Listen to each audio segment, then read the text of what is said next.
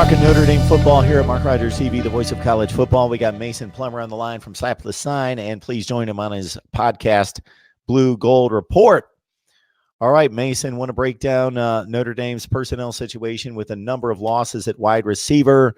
Also, the defense just getting a bit decimated by graduation losses and early entries into the NFL draft. So if you go on both sides of the ball and want to highlight a couple guys that, you know, when I think breakout player, I think one of two things. I think about a guy that either we've barely seen. Maybe he's played some special teams, a little spot duty, but he needs to be an impact player, maybe not a star, but he's going to be counted upon to step into a role vacated by an impact player. Or I think about who's been a really good player, maybe showed us some things last season, but could be a star. Whether you go either route, you know, who are you looking at both offensively and defensively as breakout players this fall? All right, we'll start offensively. I'm going to go with Kevin Austin. He's a guy that a lot of fans have forgotten about. He was obviously in the headlines because he didn't play this past season. Nobody really came out and said exactly why. Everybody has their own kind of reason, but nobody knows for sure. Notre Dame's going to keep that under wraps.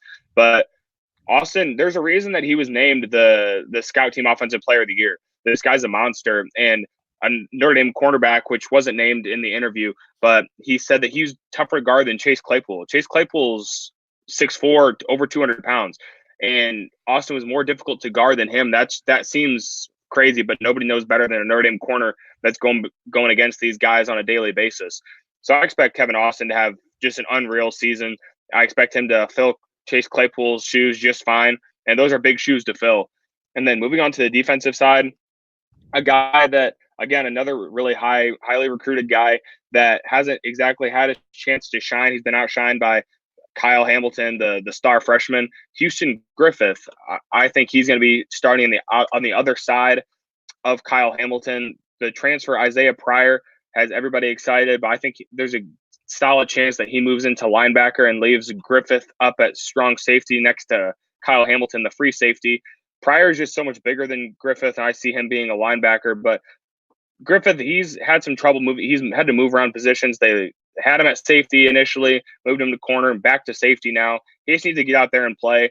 He's a freak athlete. He's so quick, and so he's a twitchy athlete. He's a ball hawk, everything you want in a safety, and I think this year is his year to shine.